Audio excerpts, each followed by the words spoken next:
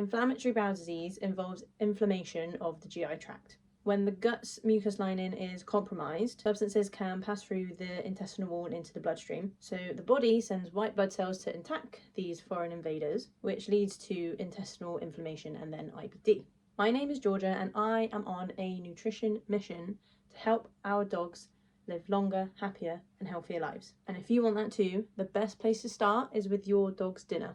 It's nearly impossible to treat IBD without first removing the substances that are causing that inflammation, i.e. the foods that your dog is intolerant or sensitive to. Some common foods that can cause intolerances and sensitivities in dogs include beef, chicken, corn, cow's milk, cheese, yogurt, etc., soy, wheat and other grains containing gluten. High glycemic carbs, i.e. refined carbs, also trigger an inflammatory response in the body, so it's best to avoid corn, sugar, wheat and white rice, but brown rice is okay.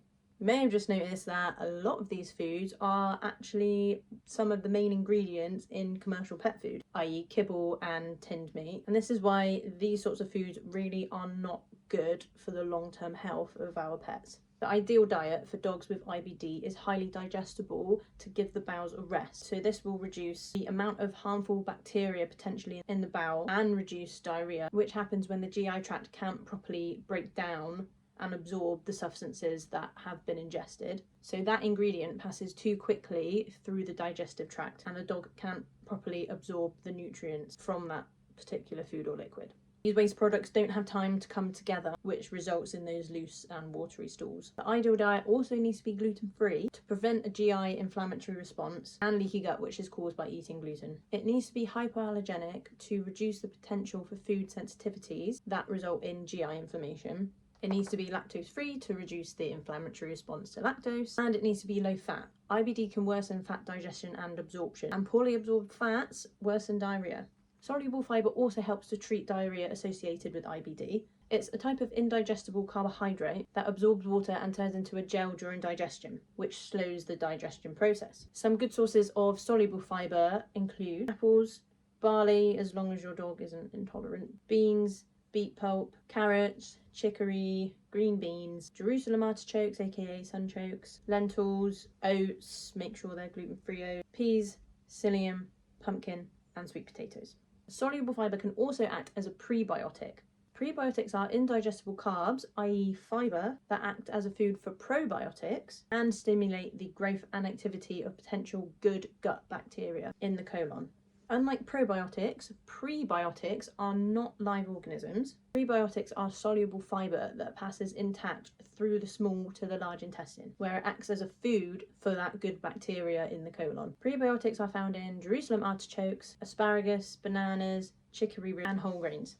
So the specific benefits of prebiotics are they boost the immune system by assisting the growth of good bacteria. They help prevent diarrhea by keeping the bad bacteria in the gut under control. They help prevent disease by aiding the immune system. They improve digestion and they improve nutrient absorption, especially minerals. Prebiotics are best given with probiotics since they work in tandem, and foods containing both pre and probiotics are called symbiotics.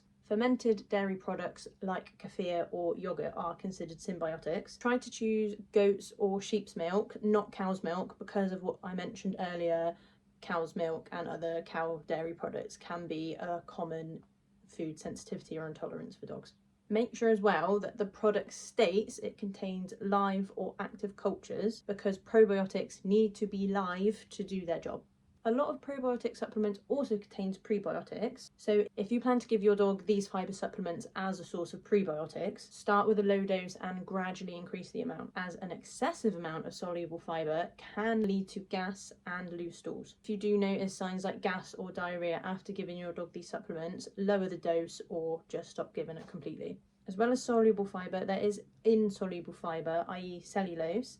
However, insoluble fibre causes a laxative effect by speeding up the digestion time and can reduce mineral absorption. The good bacteria in the colon can even ferment it, so insoluble fibre isn't considered a prebiotic. Now, probiotics are absolutely essential for the health of your dog's GI tract. There are trillions of good beneficial bacteria in your dog's gut, and they are important for a number of important functions, including regulating digestion, producing and metabolizing vitamin and other trace nutrients, maintaining the integrity of the gut lining, fighting off bad bacteria such as E. coli and other pathogens, and protecting the body from infections. When the balance of good and bad bacteria is off, dogs and humans can experience a whole host of digestive upsets such as bloating, constipation or diarrhea, abdominal cramping, surface erosions, and ulcers.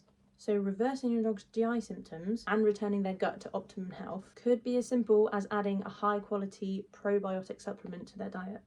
I'll upload another video soon of a GI cleansing diet that is suitable for dogs with IBD that can get them on the road to recovery. Because once your dog is following an anti-inflammatory diet that allows the bowel to heal, they can lead a normal life, and the likelihood is without medication. If you're interested in that IBD diet, please drop me a follow, like the video, subscribe, whatever you need to do, and stay tuned. If you want to improve the health of your dog, it starts with your dog's dinner.